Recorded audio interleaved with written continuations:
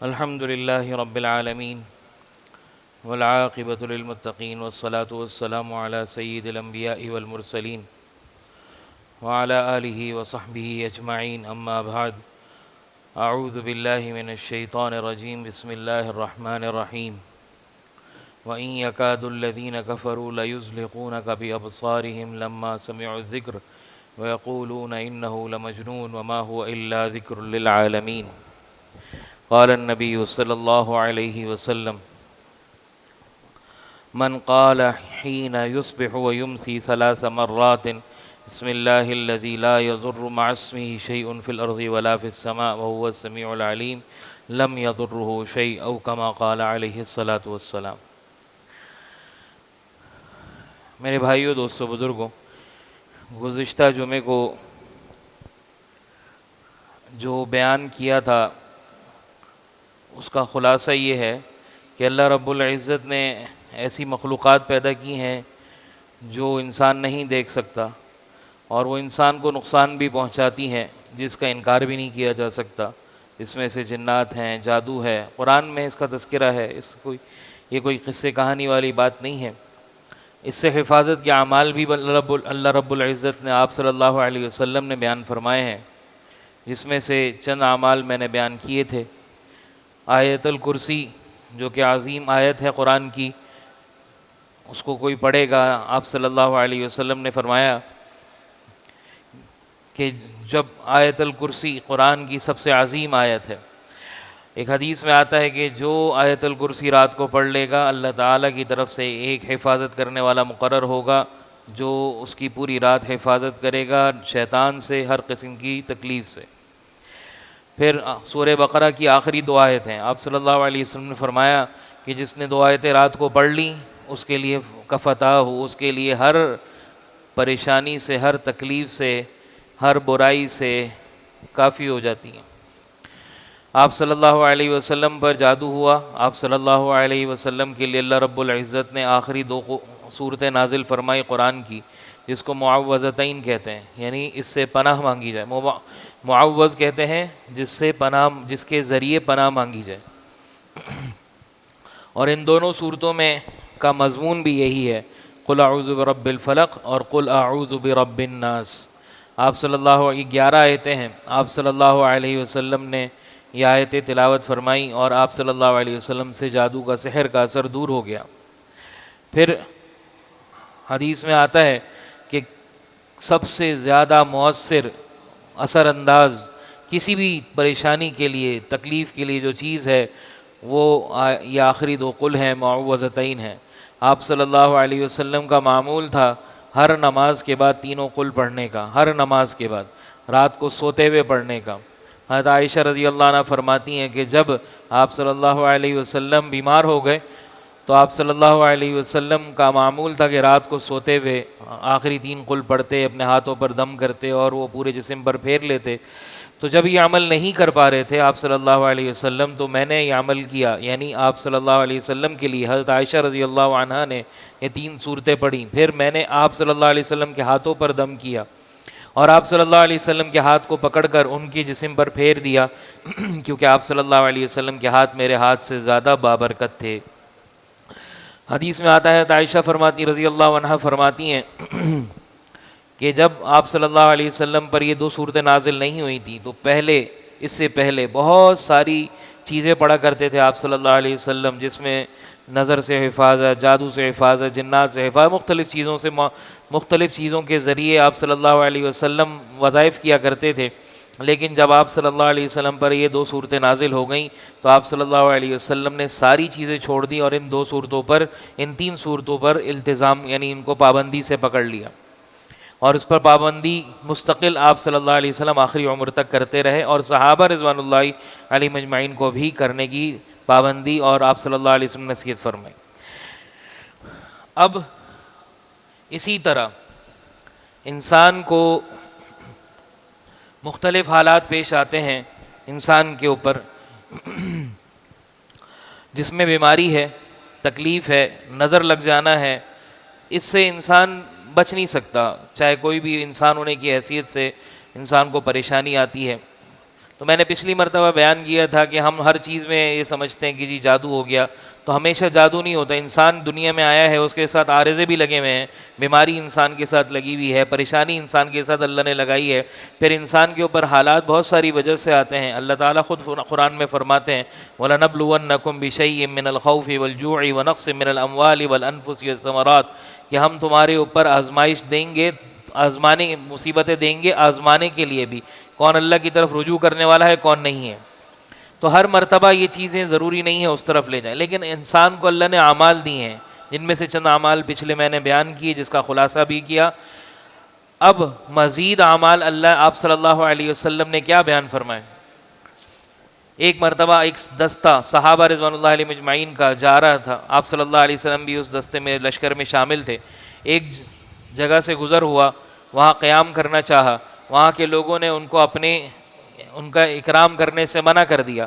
ان کو یہ منع کر دیا کہ میں ان کو یہاں پر قیام کریں اور ہم ان کی ضیافت کریں گے. عرب میں ضیافت کا بہت اہتمام ہوا کرتا تھا. معیوب نہیں سمجھا جاتا تھا کوئی کہے باہر سے آ کر کے جی ہم آپ کے پاس 3 دن مہمان ٹھہرنا چاہتے ہیں، یہ معیوب بات نہیں تھی. تو جب ان دستے والوں لشکر والوں نے کہا تو ان گاؤں والوں نے منع کر دیا، کہا کہ ہم تمہارا خیال نہیں کریں گے، ہم تمہاری ضیافت نہیں کریں گے. کچھ عرصے تھوڑی انہوں نے قیام کر لیا، تھوڑی دور اپنا پڑاؤ ڈال لیا. کچھ تھوڑی دیر کے بعد ایک گاؤں سے ایک آدمی بھاگا ہوا آیا. اس آدمی نے کہا کہ ہمارے گاؤں کے سردار کو بچھو نے ڈس لیا ہے. مسلم شریف کی روایت ہے، یہ بچھو نے ڈس لیا ہے، تو تم میں سے کوئی دم کرنے والا ہے؟ حل منکم راقن، یہ لفظ ہے حدیث کے، حل منکم راقن، تم میں سے کوئی ایسا ہے جو دم درود جانتا ہو؟ ایک صحابی نے فرمایا قال رجل منہم نعم انا راقن، میں دم کرنے والا ہوں. تو ان کو پکڑ کر لے گئے. انہوں نے دوسری روایت میں آتا ہے، انہوں نے پہلے شرط لگائی کہ اگر تمہارے سردار کو میرے دم کرنے کی وجہ سے شفا مل جاتی ہے تو تم پورے لشکر کی ضیافت کرو گے، ساتھ میں اتنی بھیڑ بکریاں دو گے. انہوں نے قبول کر لیا. صحابی تشریف لائے، انہوں نے سورہ فاتحہ دم کری، سورہ فاتحہ پڑھی اور دم کری. اس کے بعد وہ آدمی ٹھیک ہو گیا. انہوں نے اپنی شرط کے مطابق ان کو جو چیزیں مانگی تھی وہ دے دی، ان کی ضیافت کی. صحابہ رضوان اللہ علیہ مجمعین نے فرمایا کہ ہم اس کو استعمال نہیں کریں گے جب تک کہ آپ صلی اللہ علیہ وسلم سے پوچھ نہ لیں. آپ صلی اللہ علیہ وسلم کے پاس پیش کیا گیا، مسئلہ بتایا گیا کہ بھئی یہ مسئلہ ہے. انہوں نے دم کیا، اس کے عوض میں انہوں نے یہ چیزیں مانگی، ان کو یہ مل گئی. صحابی سے آپ صلی اللہ علیہ وسلم نے پوچھا کہ تم نے کیا پڑھا؟ کہا کہ میں نے سورہ فاتحہ دم کی. آپ صلی اللہ علیہ وسلم نے فرمایا کہ وما ادراک انہا رقیۃ، تجھے کیسے پتا کہ یہ زبردست قسم کا رقیہ، یعنی زبردست قسم کا دم ہے، یہ یعنی تمہیں کیسے پتا چلا یہ بات؟ پھر فرمایا کہ یہ جو تم نے مانگا ہے یہ بالکل استعمال کرو، اور وَضْرِبُوا لِي سَهْمًا مِّنْهَا، اور میرے لیے بھی اس میں سے حصہ رکھنا، میرے لیے بھی اس میں سے حصہ رکھنا. تو جو لوگ یہ بات کہتے ہیں یا سوچتے ہیں کہ اگر کوئی آدمی کسی سے پیسے مانگ لیتا ہے یہ کام کرنے کے تو وہ غلط ہے، تو یہ مطلقاً کہنا غلط ہے. یہ یہ غلط بات ہے کہ کوئی کہے کہ جی میں علاج کرنے کے پیسے لوں گا اور اس سے آپ نے بول دیا کہ جی یہ تو پیسے مانگتا ہے، یہ غلط آدمی ہے.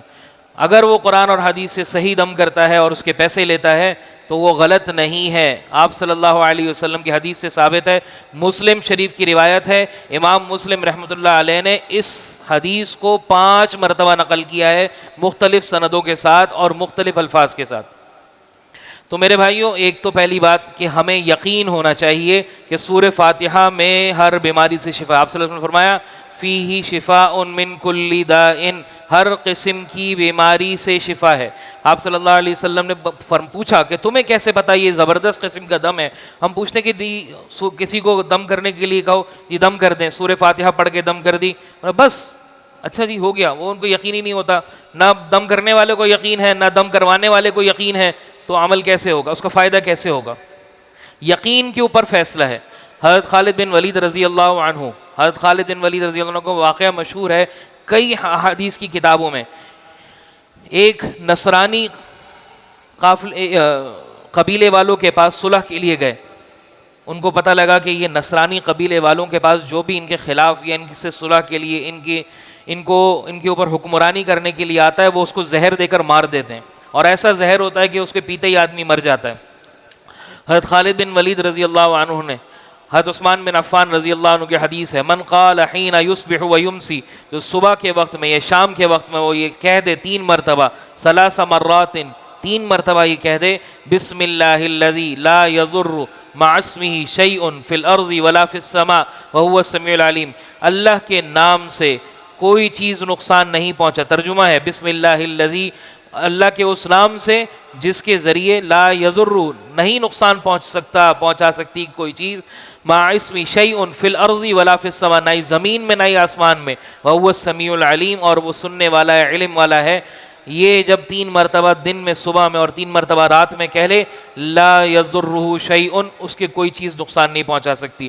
حضرت خالد بن ولید رضی اللہ عنہ نے یہ دعا پڑھی 3 مرتبہ اور اس زہر کا بھرا ہوا پیالہ منگایا اور پی لیا۔ حدیث میں آتا ہے کہ حضرت خالد بن ولید رضی اللہ عنہ کے جبین یعنی چہرے ماتھے پر پسینہ تک نہیں آیا، ما تعرق جبینہ، ان کے ماتھے پر پسینہ بھی نہیں آیا۔ یہ تعلق ہے صرف اور صرف یقین کا۔ یقین سے کوئی بھی کام کیا جائے گا۔ ہم تو تجربے کے لیے کرتے ہیں نا، تجربہ جی دیکھ لیتے ہیں، کر لیں تو اچھی بات ہے۔ حضرت آپ صلی اللہ علیہ وسلم کے نواسوں کو نظر لگ گئی، نظر برحق ہے، حدیث میں آتا ہے کہ نظر انسان کو قبر تک اور اونٹ کو ہنڈیا تک پہنچا دیتی ہے، حدیث ہے، صحیح حدیث ہے۔ ایک صحابی غسل کر رہے تھے، بہت خوبصورت جسم تھا، کسی نے دیکھا گزرتے ہوئے، کہا کیا زبردست خوبصورت جسم پایا ہے اس نے، جیسے ہی کہا ویسے ہی گر گئے۔ آپ صلی اللہ علیہ وسلم کے پاس پیش کیا گیا، کہا کہ جس نے کہا اس کو بلا کے لاؤ، اس کو بلایا گیا، ان صحابی سے کہا کہ وضو کرو، وضو کیا گیا، پانی کو جمع کرو، برتن میں پانی جمع کیا گیا، کہا کہ جس کو نظر لگی ہے وہ اس پانی سے غسل کر لے۔ انہوں نے غسل کیا، نظر ٹھیک ہو گئی۔ آج کسی کی نظر لگ جائے، پتہ بھی لگ جائے، پہلے تو پتہ نہیں چلتا، پتہ چل جائے، کہا جی وضو کر کے پانی دے دیں، میری آپ کی نظر لگ گئی، تو ایک وبال مچ جائے گا کہ میری نظر، مطلب میں تمہاری بری نظر سے دیکھتا ہوں تمہیں، مطلب میں تم سے حسد کرتا ہوں، تم سے جلتا ہوں، تو یہ تو نہیں کر سکتے، اس لیے دوسرے اعمال بھی بتائے۔ حسن حسین رضی اللہ عنہما کو نظر لگ گئی، جبریل علیہ السلام نازل ہوئے، فرمایا کہ آپ کے ان 2 نواسوں کو نظر لگی ہے، آپ یہ کلمات پڑھیں، اللہم ذا السلطان العظیم والمن القدیم ذا الوجہ الکریم ولی الکلمات التامات والدعوات المستجابات عاف الحسن والحسین من انفس الجن واعین الانس، یہ پڑھ کر دم کریں، اللہ تعالیٰ ان کی نظر کو دور کر دیں گے۔ دوسری روایت بخاری کی روایت ہے، جب کسی کو نظر لگ جائے اس کو کہو اللہم انی اعوذ بک من حرھا، اللہ میں اس نظر کی گرمی سے، اس کی تکلیف، اس کی جو شدت ہے، اس کے نقصان سے پناہ چاہتا ہوں۔ اعوذ بکلمات اللہ التامات من کل عین ولامۃ ومن شیطان الرجیم۔ مختلف روایات میں یہ ساری دعائیں کتابوں میں ملتی ہیں، حصن حسین کے نام سے کتاب ہے، وہ لے لیں، سب دعائیں موجود ہیں اس کے اندر۔ تو میرے بھائیوں، مسنون اعمال کریں گے اللہ حفاظت فرمائیں گے۔ ہم مسنون اعمال کو چھوڑ کر دوسری چیزوں کے پیچھے بھاگتے ہیں، کیسے ہوگا؟ پھر ان سے حفاظت کیسے ہوگی؟ ہم کیا کریں گھر کے اندر؟ مسنون اعمال کا اہتمام کیسے کریں؟ آپ صلی اللہ علیہ وسلم نے فرمایا ان هذه الحشوش محتضرۃ، یہ جو جنات ہیں یہ باتھ روموں کے اندر گندی جگہوں میں موجود ہوتے ہیں ہر وقت، وستر بینها وبین الجن بین الانس، اور ان کے اور انسان کے درمیان جو حجاب ہے وہ کیا ہے؟ وقل اللہم انی اعوذ بک من الخبث والخبائث، باتھ روم میں داخل ہوتے وقت یہ دعا پڑھو، حجاب ہے۔ ہم میں سے کتنے لوگ ہیں ایمانداری سے سوچیں اپنے دل میں کہ ہم یہ عمل کرتے ہیں؟ ہم میں سے کتنے لوگ ایسے ہیں جو یہ ایک اور صحیح حدیث میں آتا ہے، آپ صلی اللہ علیہ وسلم نے فرمایا اذا امسا، جب رات ہوتی ہے تو یہ جتنے جن شیطان ہیں یہ فإنها تنتشر، یہ پھیلتے ہیں، پھر کیا کرو اس وقت؟ بسم اللہ، اغلق الباب واذکر اسم اللہ، دروازہ بند کرتے ہوئے بسم اللہ پڑھو، یا اپنے برتنوں کو پہلے زمانے میں مشکیزیں ہوتے ہیں، مشکیزوں کو باندھ دو، یا آج کل کے زمانے میں کہیں تو بوتلوں کو بند کر دو، پانی کو ڈھک دو اور بسم اللہ پڑھو۔ پھر کہا کہ اگر کوئی چیز نہیں ملے برتن، کھانے کے برتن کو ڈھکنے کے لیے، وَإِن تَعْرُضُوا عَلَيْهِ عُودًا، اگرچہ کچھ بھی نہ ملے تب اس کو کم سے کم درجہ یہ ہے کہ ایک لکڑی ڈنڈی اس کے اوپر ہی رکھ دو خالی، وَاذْكُرُ اسْمَ اللَّهِ عَلَيْهِ، اور اللہ کا نام لے کر کرو۔ فَإِنَّ الشَّيْطَانَ لَا يَفْتَحُ بَابًا، جنات اور شیطان وہ دروازہ نہیں کھولتے جس پر بسم اللہ پڑھی گئی ہو، وہ پانی نہیں پیتے جس میں بسم اللہ پڑھی ہو۔ ایک حدیث میں آتا ہے جب آدمی کھانا کھاتا ہے کہتا ہے بسم اللہ، کھانا کھاتا ہے کہتا ہے بسم اللہ، فإن الشیطان ینتشر منہ، شیطان بھاگ جاتا ہے۔ اگر وہ نہیں کہتا تو شیطان کھاتا ہے، بیچ میں یاد آ جاتا ہے اول و آخر، ساتھ کہہ دیتا ہے بسم اللہ اول و آخر آخر، تو یہ کہہ دیا اس نے، پھر شیطان نے جتنا کھانا کھایا ہوتا ہے سب نکل جاتا ہے۔ تو میرے بھائیو، دوستو، بزرگوں، یہ دعاؤں کا اہتمام ہم کب کرتے ہیں؟ آخری قل کا اہتمام کب کرتے ہیں؟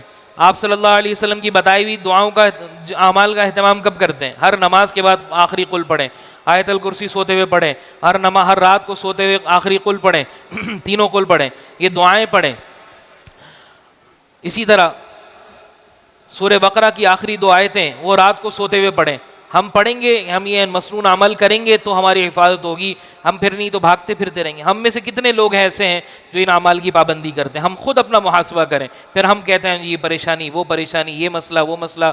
تو جب ہم عمل کا اہتمام نہیں کریں، اور یقین کتنوں کو ہے، پھر عمل کرتے تو ہیں، یقین کتنا ہے ہمارا؟ تو اس سب چیزوں کے ساتھ اللہ تعالیٰ سے ہم پناہ مانگیں گے، اللہ تعالیٰ کی پناہ میں رہیں گے، اللہ تعالیٰ حفاظت فرمائیں گے۔ اللہ تعالیٰ ہم سب کو عمل کی توفیق عطا فرمائے۔ وآخر دعوانا ان الحمد للہ رب العالمین۔